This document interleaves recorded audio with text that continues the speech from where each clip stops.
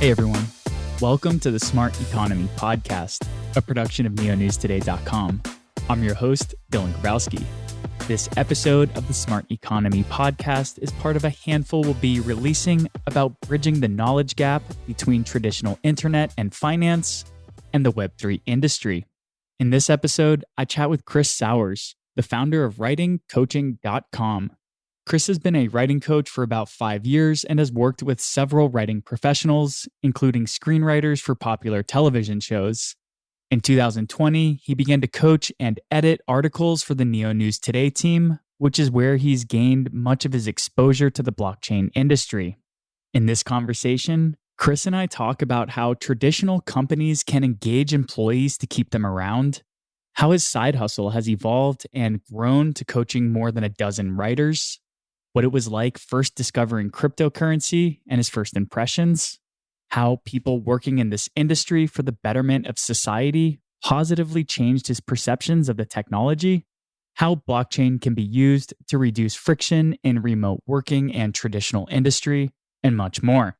Just a reminder, nothing said on this podcast is a solicitation to buy or sell any tokens, that nothing should be taken as financial advice, and that the host or guests may hold tokens discussed in any given episode. With that said, I really enjoyed chatting with Chris, and I hope you enjoy the conversation too. Hey guys, welcome to the Smart Economy Podcast. Today I'm joined by Chris Sowers, the founder of writingcoaching.com. How are you doing today, Chris? I'm doing great, Dylan. Thanks. How are you? I'm awesome. I think we should probably just get this little bit out of the way. You have been the writing and editing coach for me and the rest of the Neo News Today team for a couple of years now. So there's a bit of a prior relationship there. Yes, there is. When did you start working with us? It's been a while. I was thinking about that the other day. I think it has been right around 2 years. Awesome. And just to kind of paint the picture, were you in the blockchain space at all before you started writing or editing our writing work? No, not at all. No, you guys were my welcome into this wonderful world. Awesome. So I think to kind of paint context, maybe we can just talk very briefly, high level, about what your primary day job is, and then also talk about how the writing gig is your side hustle. Yeah. I live in the Midwestern part of the United States, and I am an engineering manager at a pretty large industrial manufacturing company headquartered here in the Midwest. I've worked there for about 20 years. And yeah, that's really it. There's not a whole lot exciting there. I am an engineer, a mechanical engineer by education. How I got into coaching kind of stems from that. I was in a position a few years ago at my day job where I was doing a lot of leadership coaching, and I really loved it. Another opportunity came around and I took it, but I discovered then how much I missed and loved that coaching aspect. And so I decided to try to do something in my nights and weekends along those lines. And making a pretty long story as short as I can, that's how I wound up doing writing coaching. I sort of also in parallel discovered that people were really hiring me to work with them on their writing, because I was also doing some publishing and things like that, just because it's what I like to do. So a few years later, here we are. Yeah, I remember very distinctly when we kind of hit the breaking point at NNT, where Dean was just kind of like, I know what I'm looking for, but I don't know how to describe it to you. And I was very frustrated because I was like, I'm writing the best I can and we're just not aligning. So it was really awesome to I didn't know that it's obvious in hindsight that there's a writing coach service, but I didn't know that there was like a person like you to fill that role. So it was kind of interesting from my own perspective to kind of like start working with you, because it saved my sanity and probably the rest of the team as well. Before we kind of like go into the creative side, something that I think is really interesting is that you have been with your company now for almost 21 years. And in this day and age, that's a complete rarity. My father's generation and my dad's generation, they would find a job and they would stick there for their whole career.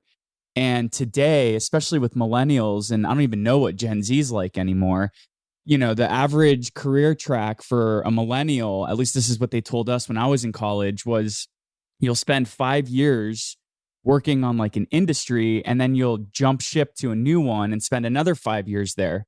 So the modern day and age, especially as technology becomes more and more prevalent in our lives and we don't have to work in the same geographic location anymore, it's just so rare to run into somebody like you. And this job you've had was your first job out of grad school, and you've been with them the entire time? It is where I've been for that long. Yeah. It's hard for me to believe too, to be honest. So maybe just doing a little bit of introspection, what is it that has kept you in with this one company for 21 years? And why do you think that this isn't the norm anymore? Yeah, those are really good questions. The easier one is probably why have I stuck around for so long? And quite frankly, I don't want to share too much about the company or too much inside baseball with what they're about. But where I work, you really can kind of do what you described without leaving the company. It's a really flexible environment. The company's leadership, at least the leaders that I've had along the way, have always been very invested in employee development. And if you're not happy with what you're doing, you can change. And they've done a really good job of realizing that if they don't allow us that kind of flexibility as employees, we're going to find it elsewhere. So that's probably, every few years when I kind of get an itch to do something a little different, I've been able to do it and stay within the company. Things are definitely different now. A good portion of even our engineering workforce is now on a hybrid or remote kind of working arrangement. And so we're facing struggles along those lines of now you really can, even if you live in the middle of the Midwestern US, you can work for a company on the coast. Whereas maybe a few years ago, you couldn't do that as much as you can now. That's having, obviously, you could spend days reading everything that's been published on this topic, but it really is, I'm seeing how it affects us as a company. Your bigger question around why have things changed? And, my parents and grandparents were much the same. They worked for the same company for a long time. I don't know, at least in my situation with my own father, I saw him work for a grocery store. He worked for the grocery store in the town that I grew up in for 25 years. And then he lost his job. And he lost his job through no fault of his own, but just through kind of organizational dynamics and, that fancy term re-engineering that used to be popular. And seeing him go through that, right? He had dedicated 25 years to this company and suddenly he was nothing to them. That had a big impact on me at a very formative point in my life. And so if even younger generations than me, I'm almost 50 years old, if even younger generations than me are seeing that happen, you start to question, is it worth it? Is it worth it really to give all of myself to this company that can turn around and do that and completely disrupt my life? It's a good point. And I think a lot of people just aren't willing to make that sacrifice anymore.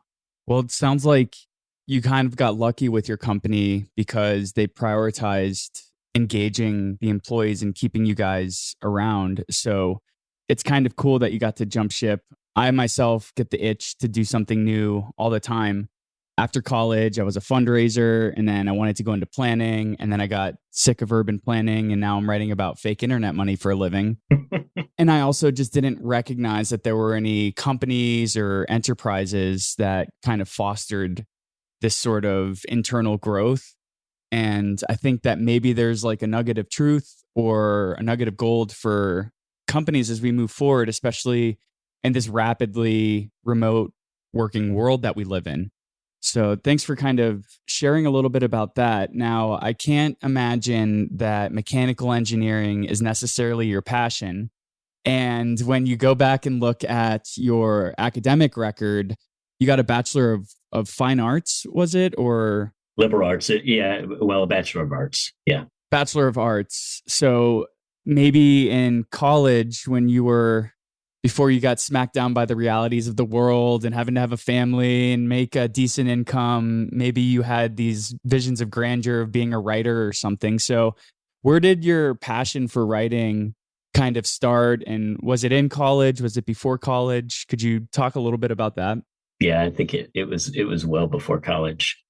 As early as I was able to write, I would work on stories or it's just something that I've always liked to do. I've always loved to read. I've always enjoyed writing.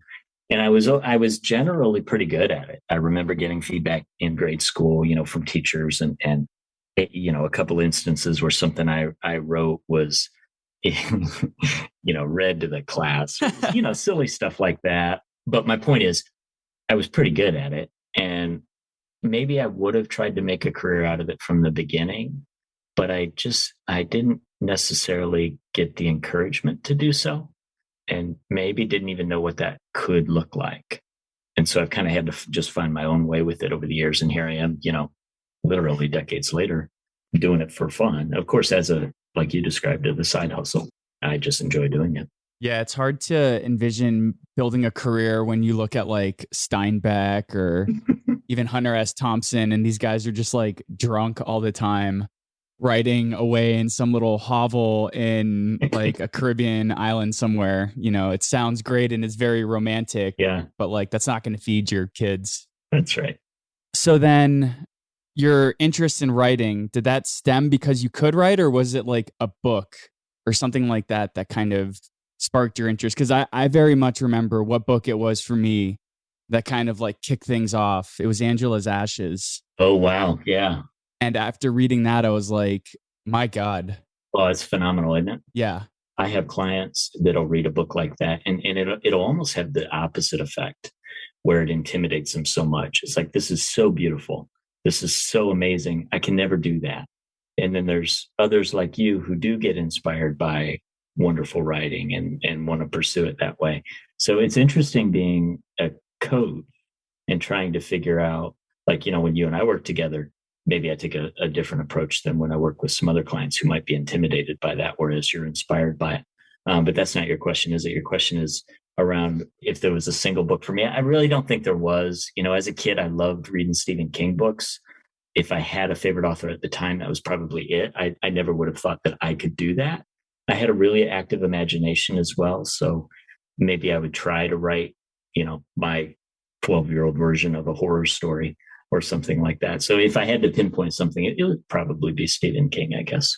That's a pretty big author for a kid. I remember trying to crack through Jurassic Park when I was 12 by Michael Crichton, and I just could not, even though I loved the movies. Well, back then, Dylan, we didn't have the internet. So, and we had 3 channels on television. So there weren't the options that you have today. So I guess maybe you could just describe a little bit about what it's like being a professional in the writing field now, and maybe kind of compare or contrast to your day job, if they're at all even relatable. The relatable thing, I'm an engineering director at my company, and I don't do engineering anymore. So the relatable thing is that everything that I do at my day job and in this is related to people.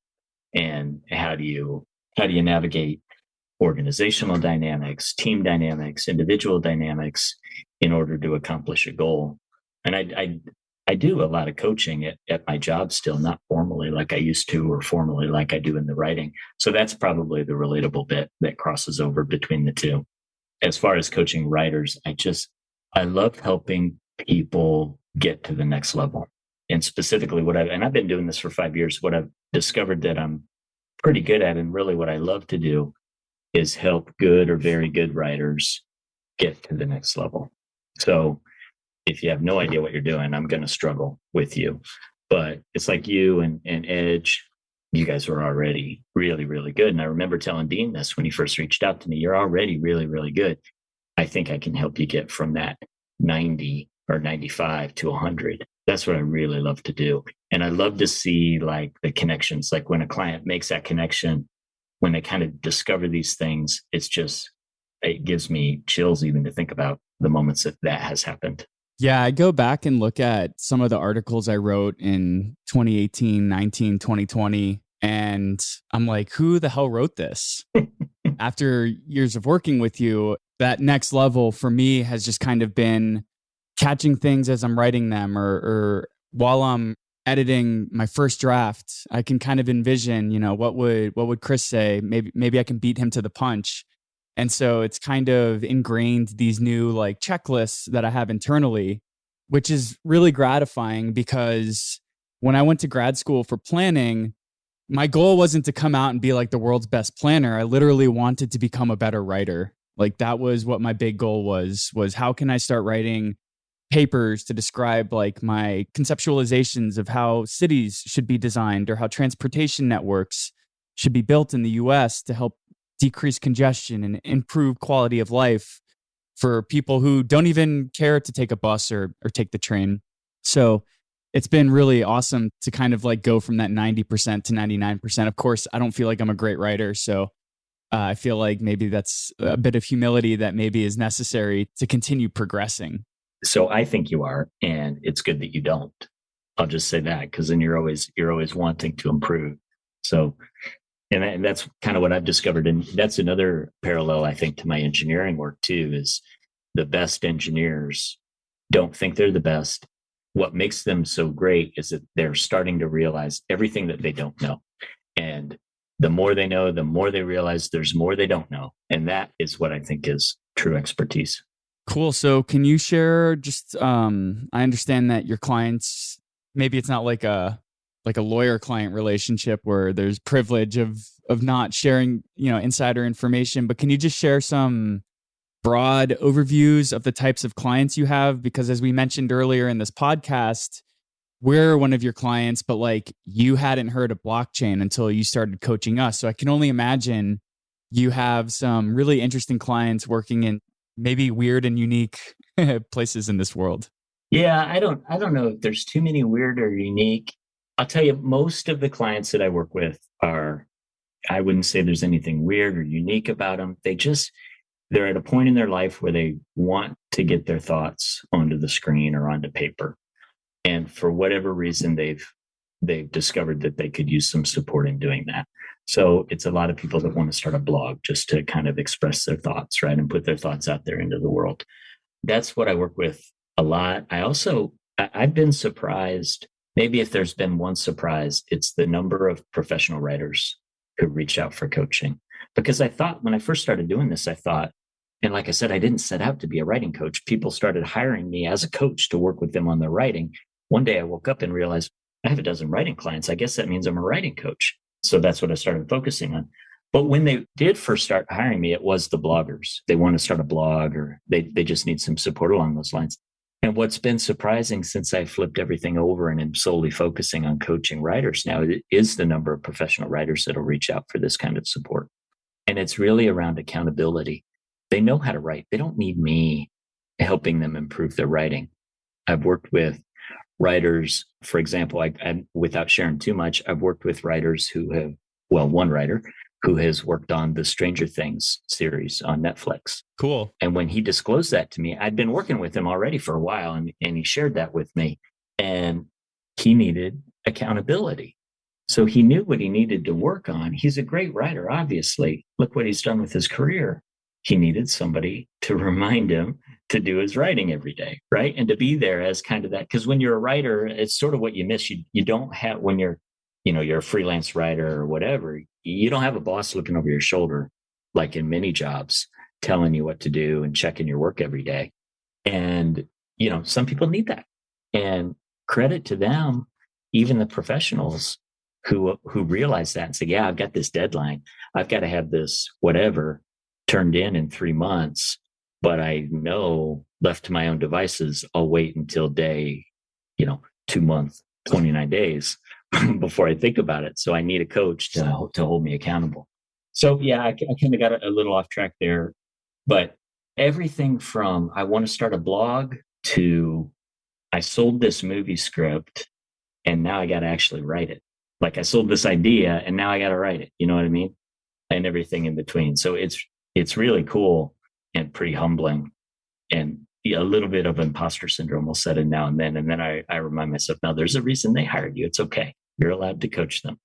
I totally understand what it's like having imposter syndrome. I'm constantly feeling like I'm the dumbest person at the table, which is where I want to be in the blockchain space, because there's just so many more intelligent developers, designers, architects, things of this nature. And it's really funny that you brought that specific example up. I'm rewatching Seinfeld right now. And in season 3, George and Jerry, they get hired to put a pilot script together for NBC. And for like 3 or 4 episodes, it's just them continuously delaying the actual work. Like they'll sit down to work and then they'll pick up the phone to call Elaine or turn on the TV. So they never actually get the work done. And then, of course, that's part of the show, kind of dealing with, their own trouble that they put themselves into. But that's also something that I kind of wanted to pull a thread on. Myself having, I wouldn't call myself a creative because I'm not like writing stories or putting together scripts, but like writing and putting together podcast episodes, it's more on the creative side rather than like the have a boss over your shoulder side. Yeah. So I myself feel there are times when I'm just not inspired. I just don't have that juice flowing through me. And as a quote unquote professional, I need to force my way through that. What's it like for you? Because there's a little bit, just like me, it's half and half. You're not having to put these concepts onto paper and build this whole world that you need to tell a story about, but you do need to step into that creative realm to edit somebody's work. So as a writing coach, do you find that sometimes you have writer's block yourself and you just can't edit, or you feel like you can't edit? And so what's that like being a professional writing coach and pushing through that? And maybe what are some tips or tricks you've picked up over the years? Yeah, I love this topic. And just about every writing client that I've worked with over the years faces this to some degree, this very thing that you're bringing up. And actually, I would, if anybody listening, there's a fantastic book on this subject called The War of Art by Stephen Pressfield. It's just fantastic. And it's all about this very topic. And Pressfield calls it the resistance. When you sit down to do, and I think it would apply to anything creative. When you sit down to do it, there's this creative resistance there. And it's exactly what you're talking about. And the whole book is really about how to work through the resistance. And, there's little tips and tricks that you can try. Really, it comes down to what you said, which is sometimes you just got to tell yourself you got to do the work.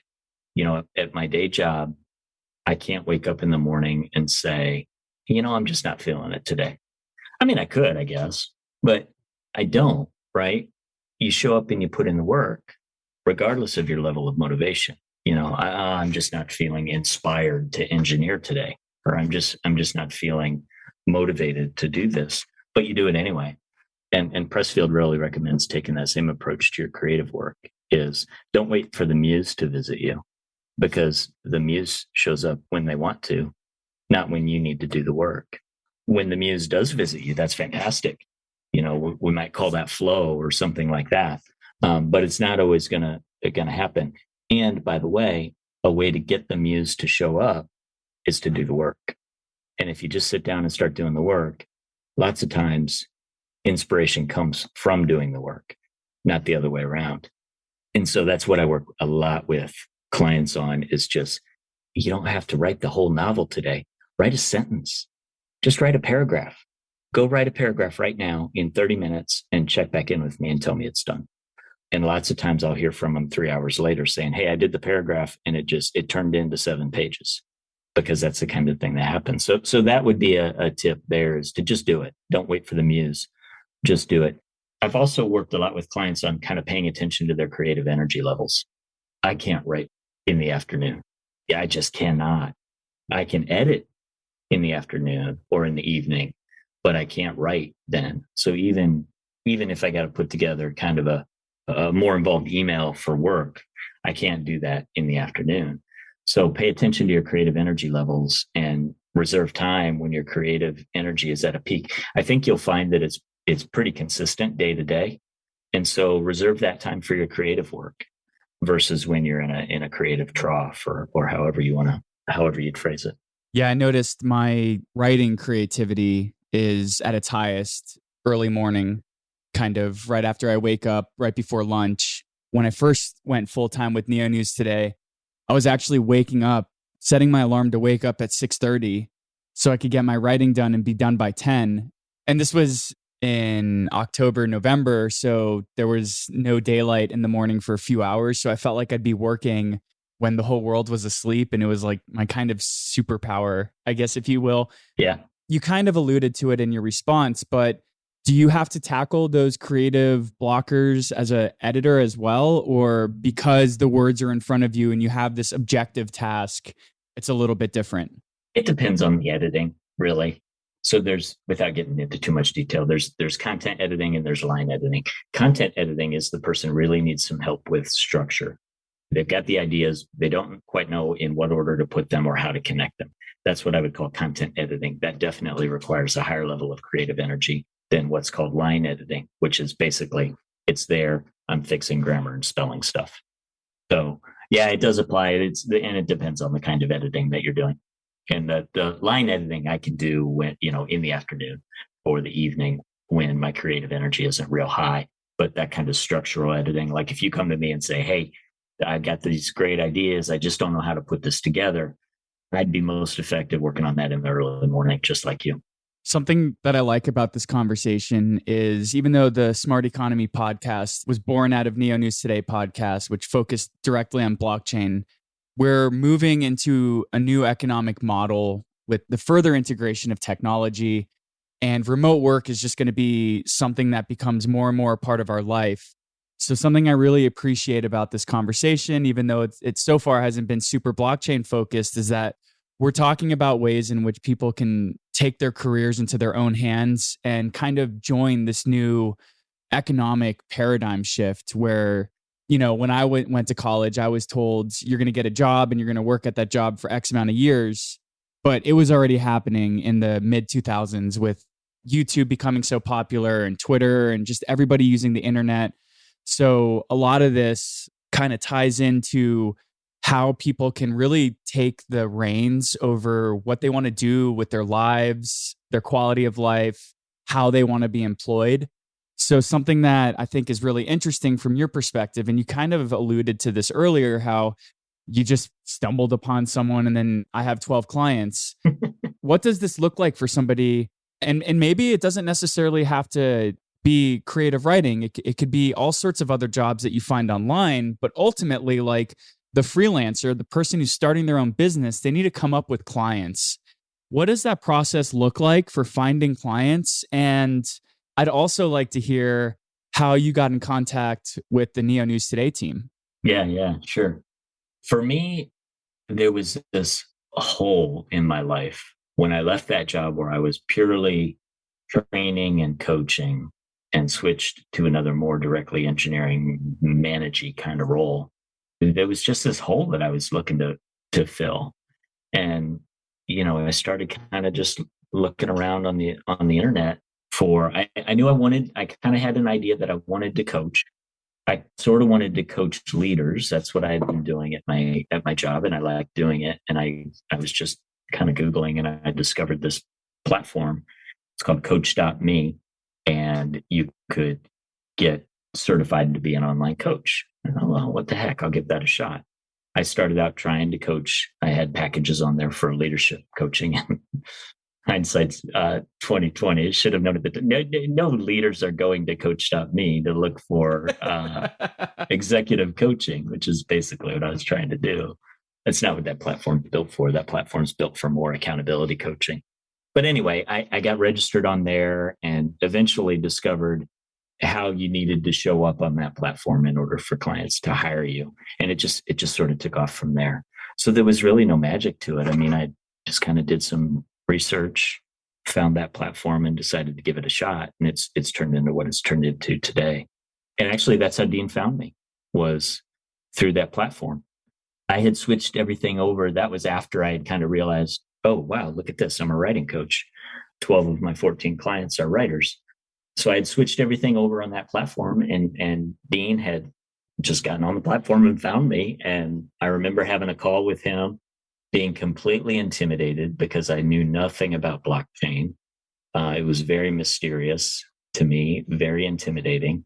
And I didn't think I could do what Dean needed me to do. But the more we talked, and I read some articles and kind of got into what you guys are doing a little bit and said, yeah, let's see how it works. Not really sure where it would lead to. Here we are a couple of years later. I'm on your podcast, for crying out loud. Yeah, I remember Dean saying, I found this guy who's great, but he knows nothing about blockchain. And He was right. and at first it was kind of like, well, maybe we should go with the other folks who do know.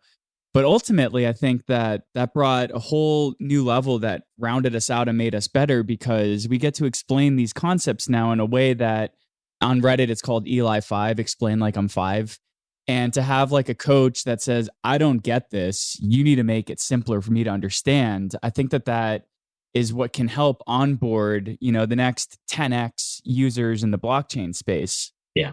Before we kind of shift into the blockchain part of this conversation, something that I can relate to with your story is I remember working for the DOT in California thinking, man, I want to get out of this planning field. Like, I just am not feeling gratified by it anymore. And I didn't know what to do. So I just started writing a blog.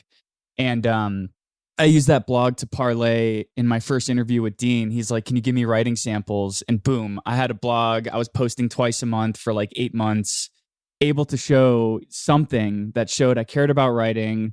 I want to do this. And here's some examples. Vincent from Ghost Market, he got his start with Neo News Today before he started doing all his really cool things, because he used to blog as well. So it's really interesting to just kind of go out there and just start throwing things against the wall, and maybe eventually they'll stick. Maybe somehow the starting point will lead to the next point. Yeah, I love that. Which is a piece of advice that, I want to share with others, because just starting to do, and this kind of ties into the writing you were just talking about, just doing can really parlay into something really interesting that you'll never know how to get there unless you just start. Yeah, I love that advice. And you don't know, there's all of this magic happening behind the curtain that you have no idea who's reading what you're putting out there, or it doesn't have to be writing. Whatever you're doing, just because you do it because you love to do it, you have no idea what kind of connections are being made behind that curtain that could lead to something someday. And there's some stuff in here about manifestation and all of that we can get as out there as we want to. But I really believe that, just by putting stuff out there, there's this, I just refer to it as the magic behind the curtain that can start to happen and lead to things. Yeah. One of our guests on the Smart Economy podcast told me recently, they thanked me for inviting them on because some of their coworkers across the world got to listen to the pod and they learned things about our guest that they had no idea about.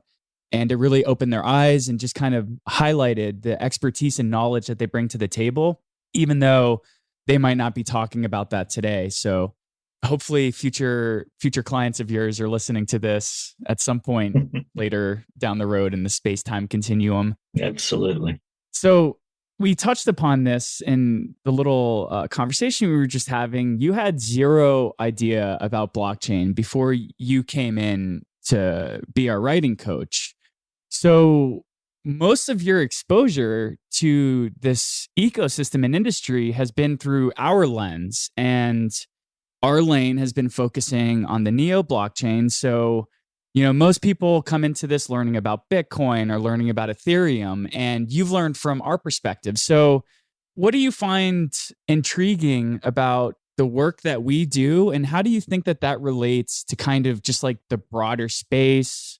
How do you think your education about crypto in general through our lens has impacted what you know? Could you just talk a little bit about that? Sure. The first thing for me that really, I don't know if it surprised me, but just like I said, this world was very mysterious to me.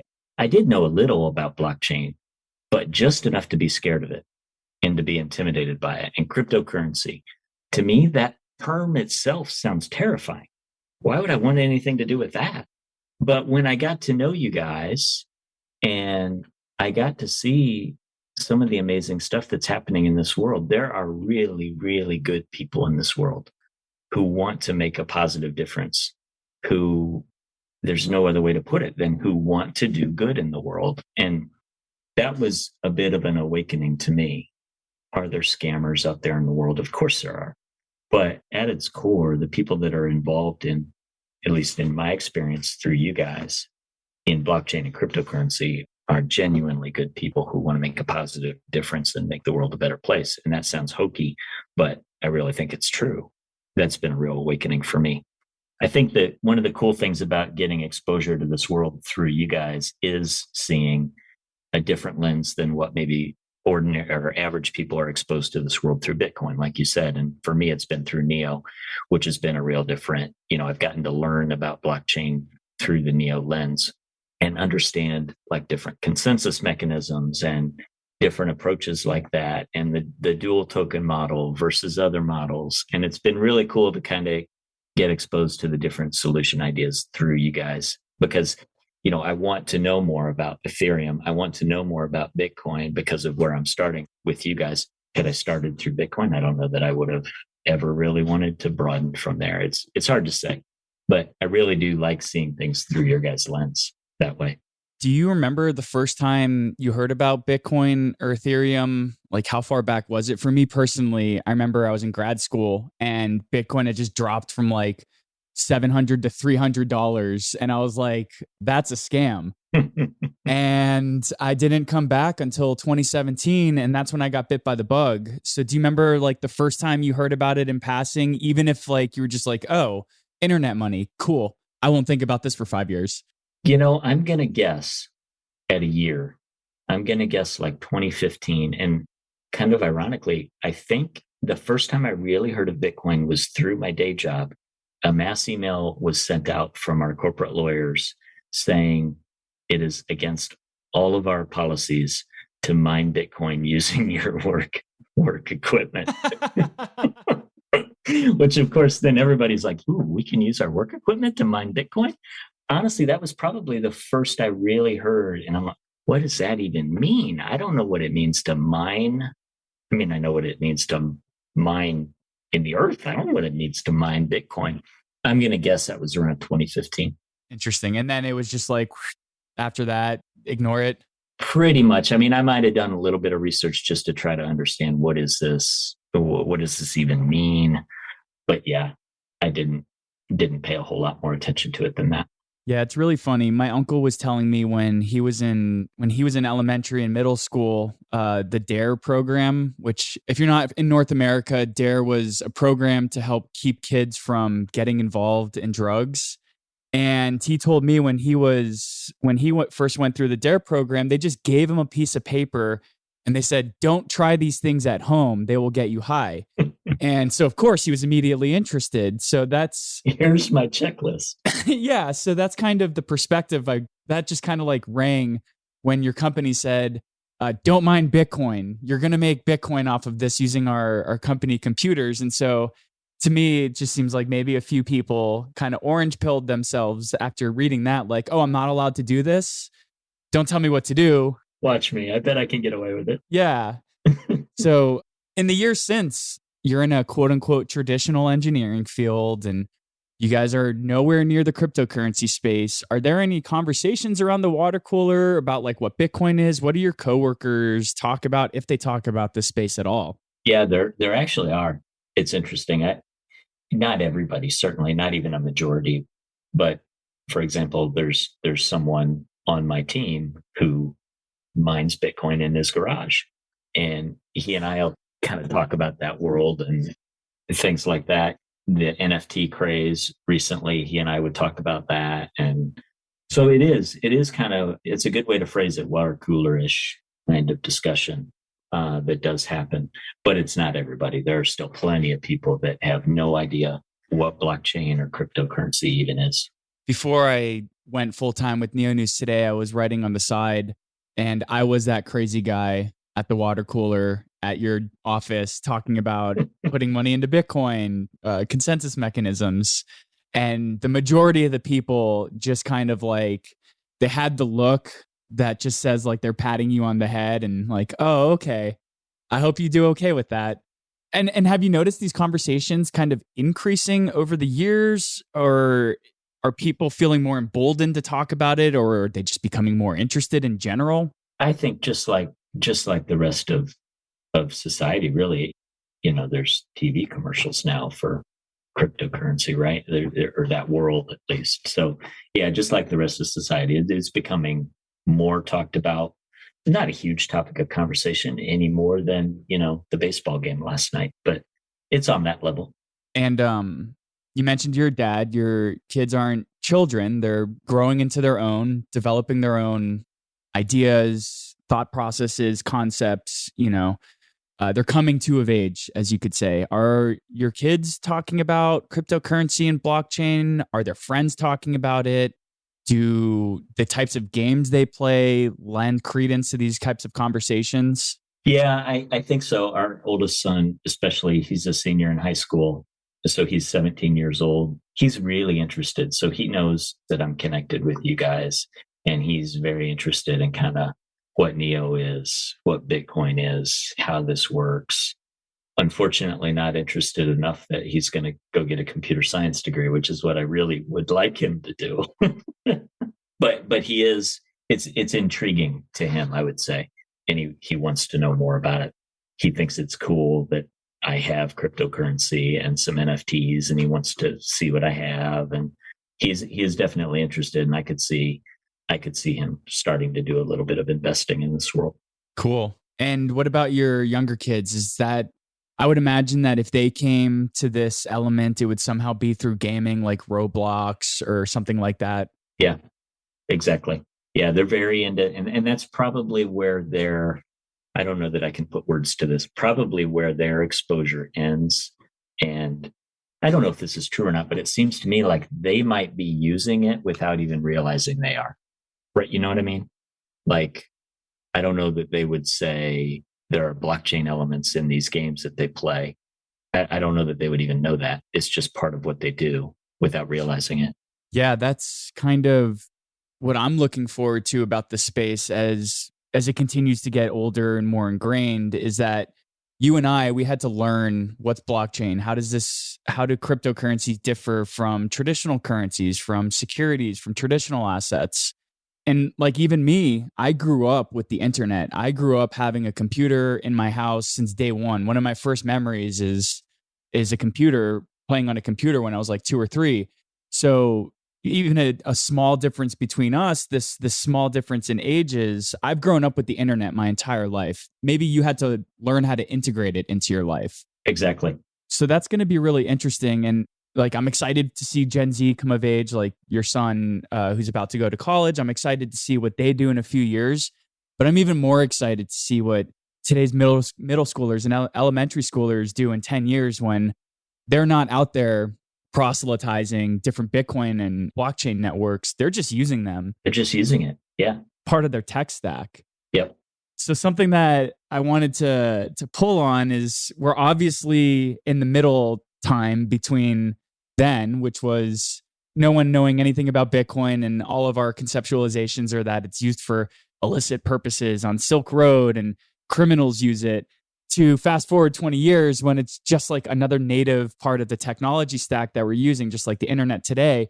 We're in that middle ground right now. So I guess I'll use like a personal experience.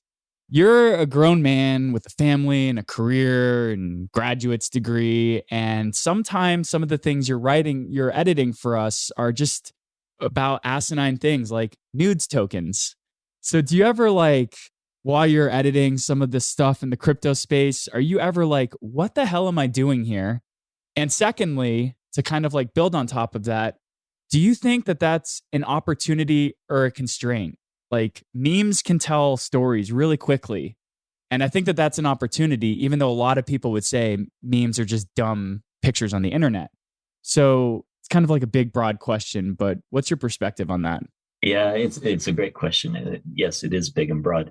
Yeah, some of the stuff you just can't help but laugh about, right? Like you brought up the perfect example, the nudes tokens, and you just can't. Of course, it's silly, but it also sticks with people, right? They're not going to forget that. One of the things that excites me about continuing to work with you guys in this space in general is the opportunity that's out there to make connections between the blockchain cryptocurrency world and general acceptance. And I think the thing that can help with that, it's the reason I was intimidated was I didn't have a human face for this. I didn't know about it because it was this mysterious, even I knew enough to know that whoever first came up with Bitcoin was this mysterious guy that nobody could really identify, right? And to me, I think what's really going to help mass adoption is the humans that are involved in being able to see, like I did, oh my word, there are really good people in this business trying to do really good things for the betterment of society. And again, that maybe I'm hopelessly naive and that sounds kind of hokey, but really I think putting that human face on blockchain or cryptocurrency is really the thing that we can do to help the general public get more comfortable. So now you've been exposed to crypto and blockchain for 2 years. You've gone from not knowing anything to having maybe your own opinions, insights, just based off of what you've learned through editing our work, maybe through your own research. So I'm curious to hear from your perspective, 2 things. How do you think blockchain and cryptocurrency can be integrated into your day job to improve processes? And how do you think it can be incorporated into your side hustle to improve processes? Oh man, good question. There's in the writing world and the freelancing world, I see opportunity there with, you hire somebody to do a creative job. How do you pay them? How do you set up a contract so that they're paid for milestone delivery and things like that? Of course, you can do that without blockchain, but blockchain just removes friction, right? Can remove friction from those kinds of things. In the real world of my day job, I think the most striking example of where blockchain can help is with supply chain. And the last couple of years have had supply chain constraints all over the world, at times have brought us to our knees, have brought other companies to their knees. The whole automotive industry here in the US has not recovered. Car lots are 10% full even today. So I think there's just tremendous opportunity there to, again, not, I don't think, reinvent anything, but just remove friction. Interesting. So with 2 years under your belt editing for us, you might not feel like it, but in an industry that's only 14 years old, you're somewhat of an expert now, which ties back into this imposter feeling you were talking about earlier that I continue to feel day in and day out, even after covering this space full time for 4.5 years. From your viewpoint, what do you think is the next trend or the next shift in the blockchain space? And if you just had to take a guess, what do you think we'll be talking about over the next few years? I think, and a lot of this I've probably learned directly from you, Dylan. I think what's next is that we won't talk about this chain or that chain or that chain, that certain chains will have certain strengths and they can all exist and integrate together to deliver what the world needs them to deliver. I think from my expert 2-year opinion and what I've seen, I think that's probably what's next. So it's not Ethereum or Neo. Maybe down the road, we're not even, the names of the different chains maybe aren't even that important. It's just all integrated and working together to, like I said, deliver what we needed to deliver. I think that's what's coming. Who knows? Yeah, I mean, you're speaking my language. I think interoperability is only going to become more and more important as time goes on, and there's not going to be one chain to rule them all. Ultimately, I think that there are going to be certain chains that fulfill certain needs. Like you're going to have X amount of supply chain chains and maybe even like a freelance writing chain that folks want to use to like pay out freelance writers. And we just don't know what that's going to look like. But I think all signs are pointing towards being able to communicate cross-chain. I think people will be using it without even realizing they're using it. And that's probably true to an extent today. I remember a Thanksgiving dinner years ago, and we were at my grandparents' house, and my grandfather, we were talking about the internet. This would have been, 15, 20 years ago, maybe. So the internet was pretty young. I remember my grandfather saying, I don't need the internet. I've lived so long without the internet. I don't need it. Grumpy old man kind of thing. And my uncle pipes up and says, Dad, you have 7 devices in this house that are currently using the internet and you don't even realize it. And I think that's probably where we're going to get to, right? And like I said, to some degree, we're already there probably, but even more so, where it's like you said, with my younger kids, it's probably just part of their lives and they won't even really realize it.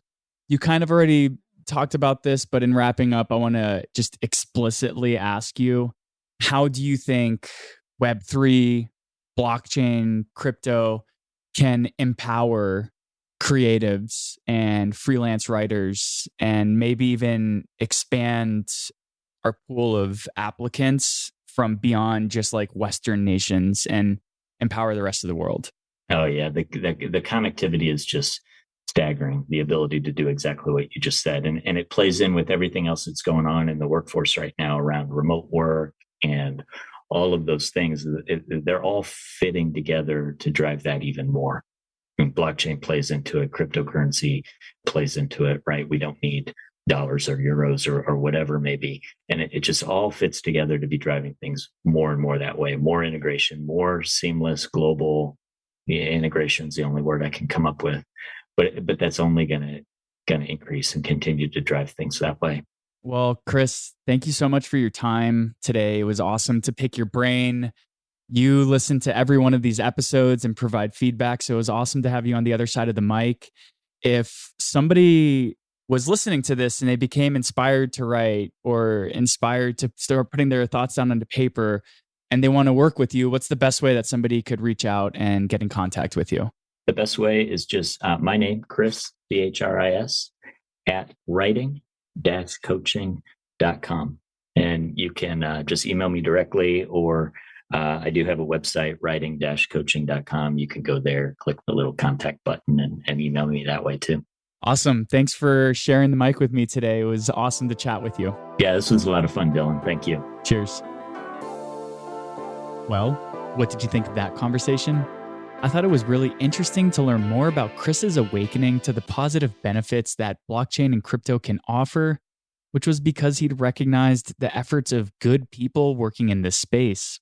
It was also really funny to hear about the first time he learned about Bitcoin, which was through a company memo stating employees couldn't mine it with their work computers.